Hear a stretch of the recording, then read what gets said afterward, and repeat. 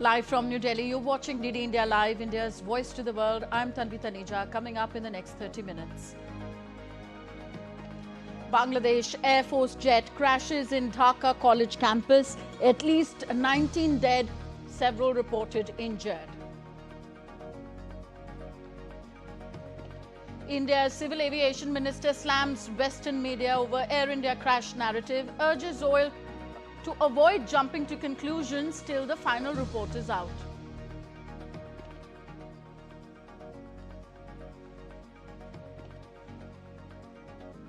Prime Minister Narendra Modi says the world witnessed India's military might in Operation Sindoor, calls monsoon session a celebration of the country's collective achievements.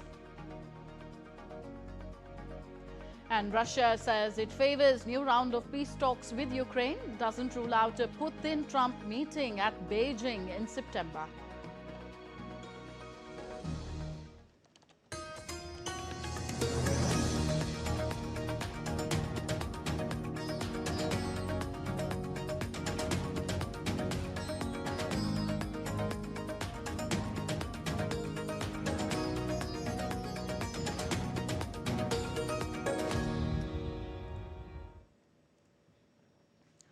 At least 19 people were killed and more than 150 injured as the Bangladesh Air Force training aircraft crashed in a college campus in Dhaka. The pilot of the aircraft was also killed after the Bangladesh Air Force F-7 BGI training aircraft crashed inside Milestone College compound on Monday afternoon at around 1:30 p.m. local time. 3 firefighting units were dispatched to the scene. A senior official at Hazrat Shah Jalal International Airport also confirmed the incident, but did not provide immediate details regarding the casualties or the cause of the crash. The Bangladesh government has declared a one-day state mourning following the incident.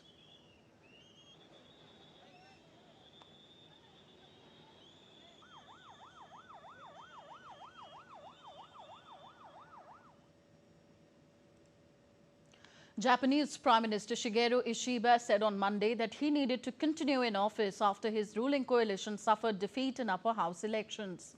Ishiba told a news conference that he would remain in office to oversee tariff talks with the United States and other pressing matters such as rising consumer prices. Ishiba offered his apologies after his coalition's loss.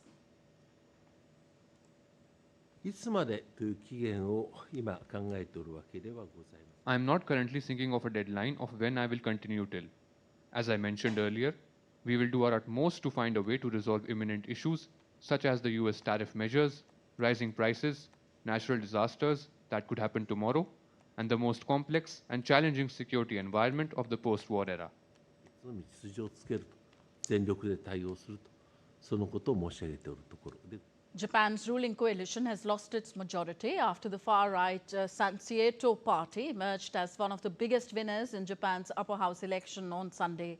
The party won 14 seats and second placed was the Constitutional Democratic Party of Japan, which won 22 of those being contested, followed by the Democratic Party for the People with 17 seats. Sansieto wants stricter rules and limits on immigration, opposes radical gender policies and wants a rethink on decarbonization and vaccines. The Japan government has lost its control as Prime Minister Shigeru Ishiba weakened his grip on power with the opposition's tough talk on immigration and grabbing the nation's attention. Many nations want change in immigration policies, citing rise in consumer prices and leading to rise in criminal activities. A report on anti-immigration clashes around the world.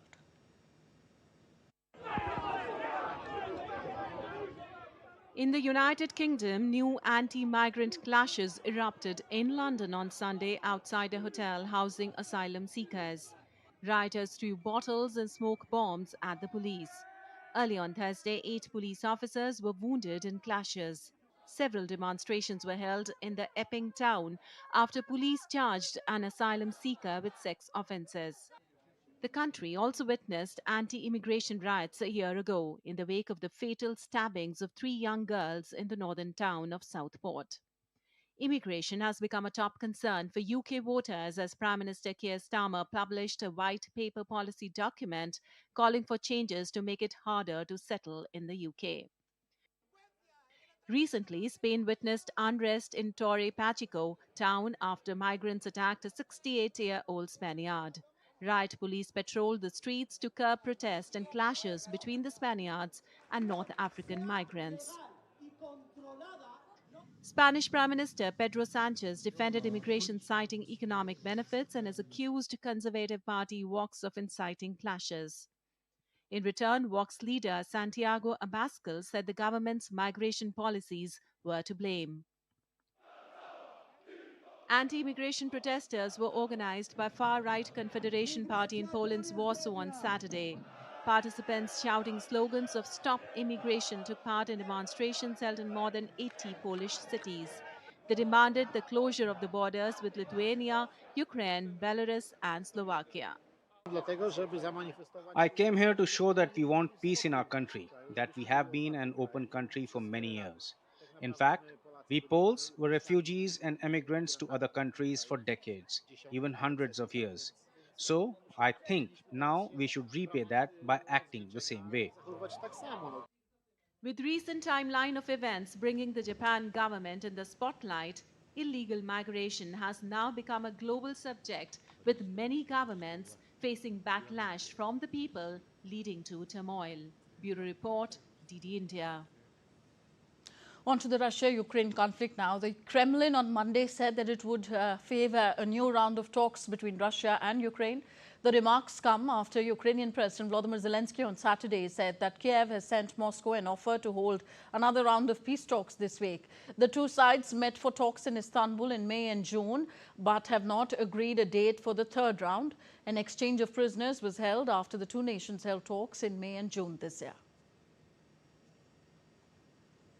From the Russian side, there are no changes in the negotiating team. You know that we are in favor of holding the third round of talks on peace in Ukraine.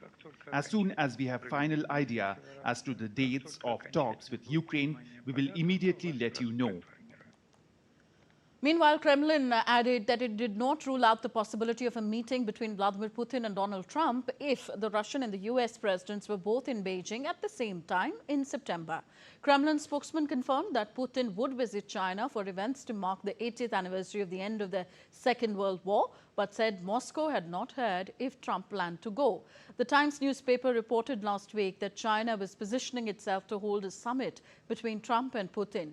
Putin and Trump have spoken at least 6 times since Trump returned to the White House in January. The Kremlin has said that it is in favor of a face-to-face meeting between them, but this would need careful preparation in order to produce results. Over 100 ambassadors and heads of Ukrainian diplomatic missions from around the world gathered in Kiev for a conference hosted by President Volodymyr Zelensky. The event aims to enhance cooperation between Ukraine and its international partners, promote Ukraine's global interests, and boost diplomatic efforts in key areas. Zelensky has emphasized that diplomatic efforts should focus on 3 primary areas. This includes arms supplies, reconstruction efforts, and sanctions against Russia.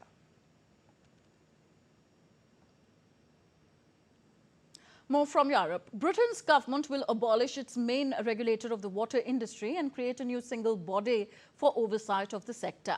UK's water regulator, Ofwat, will be abolished as the government has promised the biggest overhaul of water since privatisation. Ofwat will be replaced by a new single powerful regulator, which will also take on water-related responsibilities of the Environment Agency. Meanwhile, the privatised water industry in England and Wales has provoked public fury by releasing record levels of sewage into rivers and lakes. This has prompted the Labour government to promise major reforms when it was elected last year.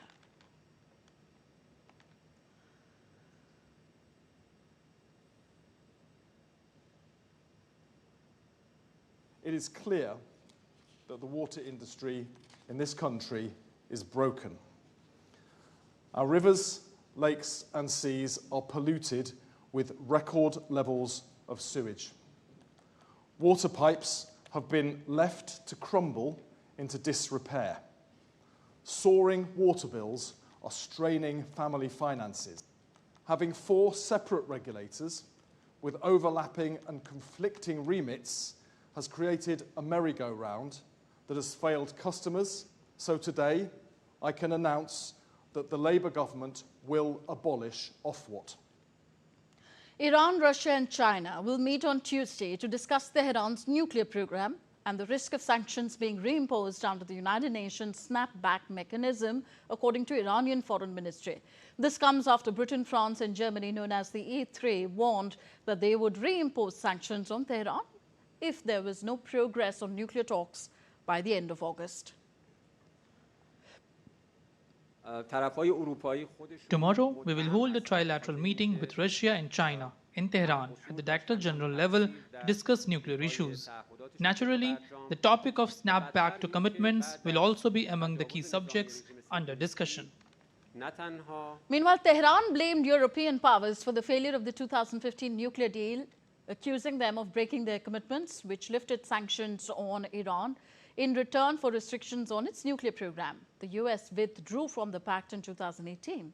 His remarks come ahead of a meeting on Friday in Istanbul between Iranian officials and representatives from Britain, France and Germany to discuss the future of the nuclear deal.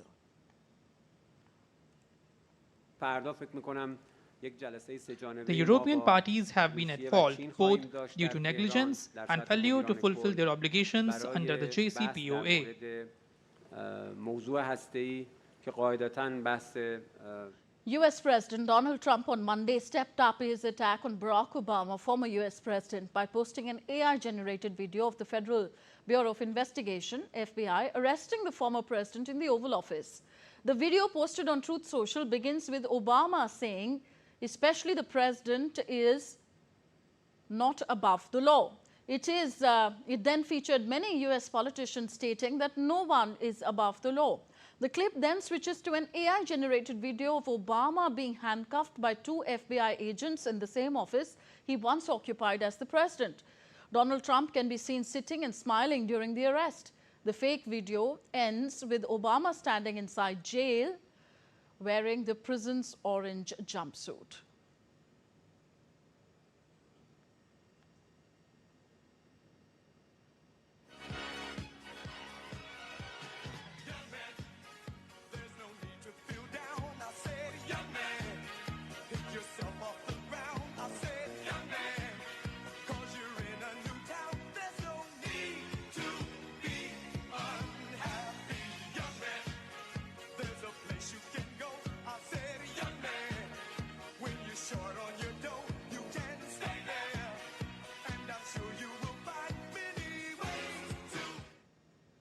Let's remind our viewers that was an AI-generated video handcuffing Barack Obama. Now, Elon Musk's social media platform X on Monday accused French prosecutors of launching a politically motivated criminal investigation that threatens its users' free speech, denying all allegations and saying it would not comply with the probe. Earlier this month, Paris prosecutors stepped up a preliminary probe into X for suspected algorithmic bias and fraudulent data extraction, enlisting police to investigate alleged wrongdoing by the company or its executives. In the blistering attack, X also said that the probe had been instigated by Eric Bothorel, a French lawmaker who had accused X of manipulating its algorithm for foreign interference, an allegation which is completely false. The Paris prosecutor's office did not immediately respond to a request for comment, neither did Bothorel. And now let's quickly take a look at other stories making news across the world. In France, judges at the criminal court of Châlons and Champagne is set to deliver their verdict in a human trafficking case. The case is linked to the 2023 Champagne grape harvest. Prosecutors have requested prison sentences for 3 individuals accused of exploiting 57 workers, including undocumented, and housing them in substandard conditions. The Australian government has pledged $14 million to South Australia as severe algal bloom devastates the state's coast. The Environment Minister, Murray Watt, visited Adelaide to inspect the outbreak for the first time. The state government will match the federal funding and will announce more detail after an emergency management meeting. Fishers have pulled their boats In Japan's capital city, Tokyo, a marine university has offered visitors a chance to tour one of its campuses on Marine Day. Visitors were allowed to board the ship Meiji Maru to view the vessel's luxurious interior.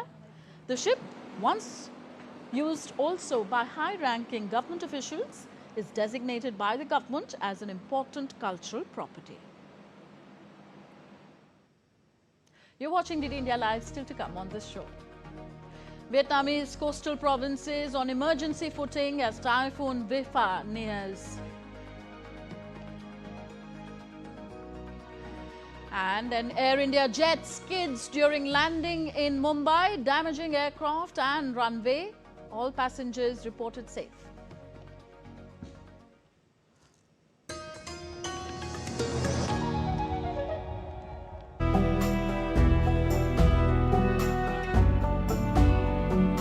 I'm Teresa from Austria, and I came with Stefan. He's also from Austria, and we came with our bicycles from Austria to India all the way. And we are very happy for being here in beautiful Kashmir, because the landscape, it's amazing. We really love it a lot, and people are so nice and hospitable. It's a long journey, but it's very beautiful.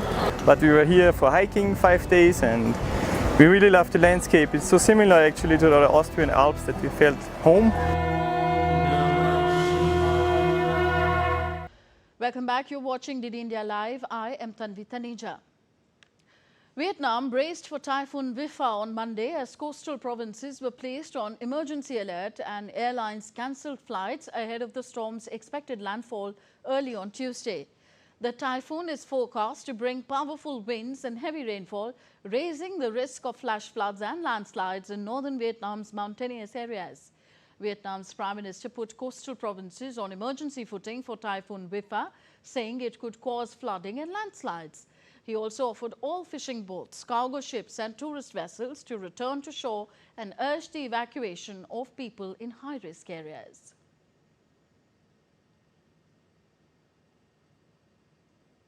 Storms drenched southern parts of mainland China on Monday, causing flash floods and snarling traffic a day after Typhoon Vifa pounded Hong Kong. Heavy rain continues to lash southern province of Guangdong after the storm system made landfall on Sunday. Heavy rainfall is forecast to continue across coastal regions in South China until Tuesday morning, with warnings issued for flash floods, landslides and strong winds. Typhoon Vifa had weakened to a tropical storm upon landfall and is forecast to skirt the coast of Guangdong and move southwesterly towards Vietnam.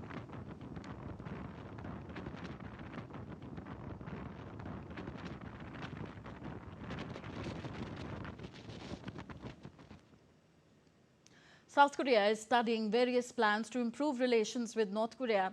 A spokesperson for South Korea's Unification Ministry said on Monday, in response to a media report that Seoul is considering allowing individual tours to North Korea, Kyu Byung-sam, a spokesperson for the ministry that handles inter-Korea affairs, said he understood individual tours were not in violation of international sanctions.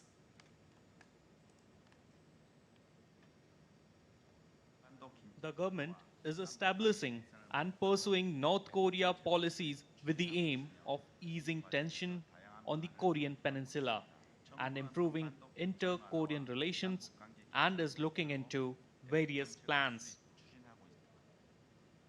Next, updates from India's parliamentary proceedings. The monsoon session of India's parliament began today. It will continue till 21st of next month with a total of 21 sittings.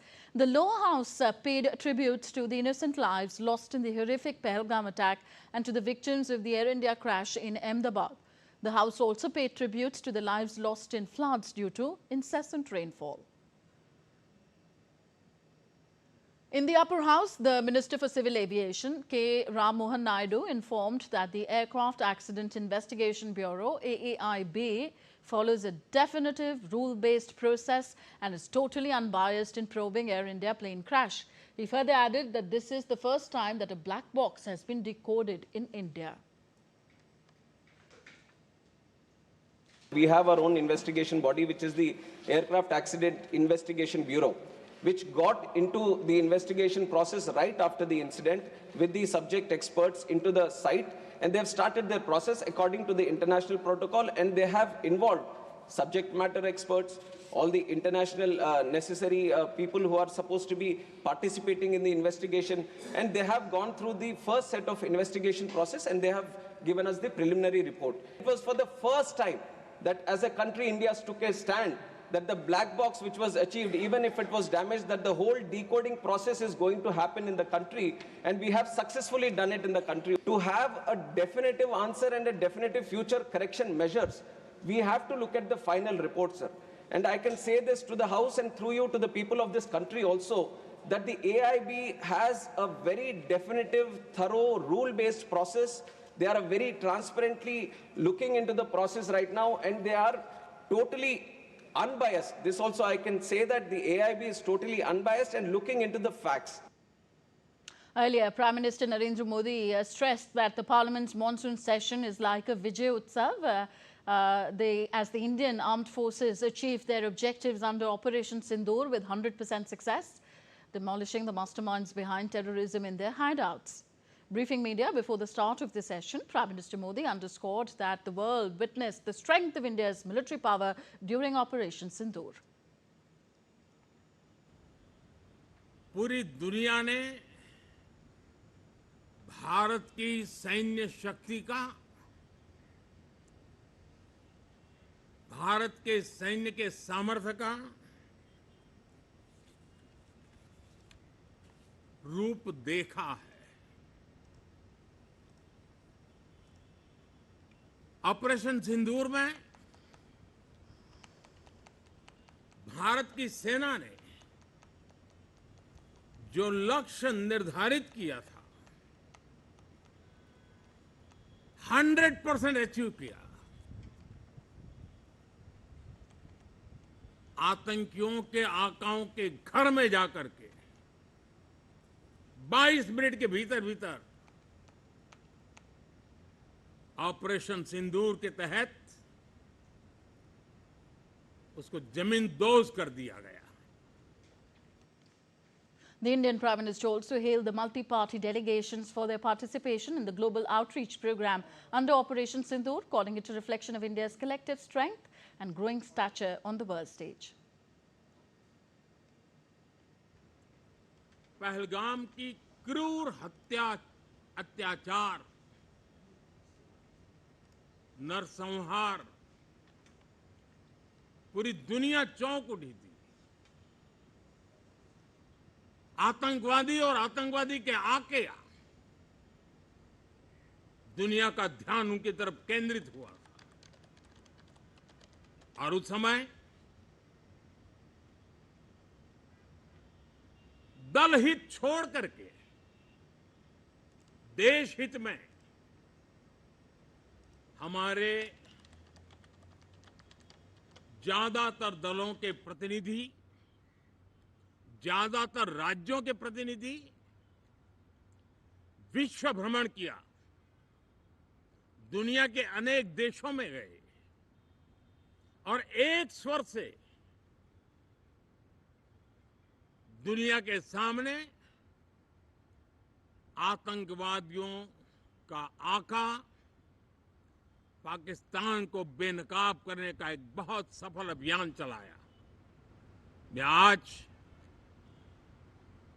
राष्ट्रहित में किए गए इस महत्वपूर्ण कार्य के लिए उन सभी सांसदों की सराहना करना चाहता हूं, सभी दलों की सराहना करना चाहता हूं और उसने देश में एक सकारात्मक वातावरण पैदा किया।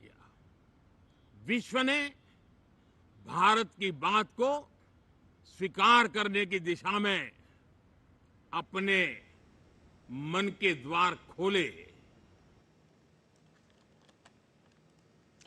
Now, injury troubles continue to mount for the Indian team as Nitish Reddy and Arshdeep Singh have been ruled out of the fourth test against England. All-rounder Reddy, pacers Arshdeep Singh and Akashdeep suffered injuries while training for the Manchester test, which begins on Wednesday. The all-rounder has been ruled out of the remainder of the series and will fly back to India for recovery. Meanwhile, Arshdeep has been ruled out of the fourth test and his progress will be monitored.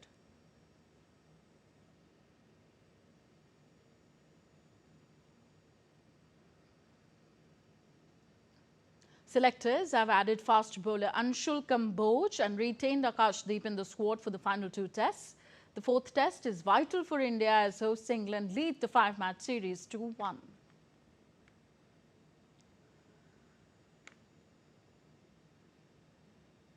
That's all for this edition of DD India Live. Do let us know your thoughts on the news of the day. Connect with us on our different social media handles at DD India Live. And for those on the go, you can catch all the latest news from India and abroad on our DD India mobile app. The app is available on both Android and iOS platforms.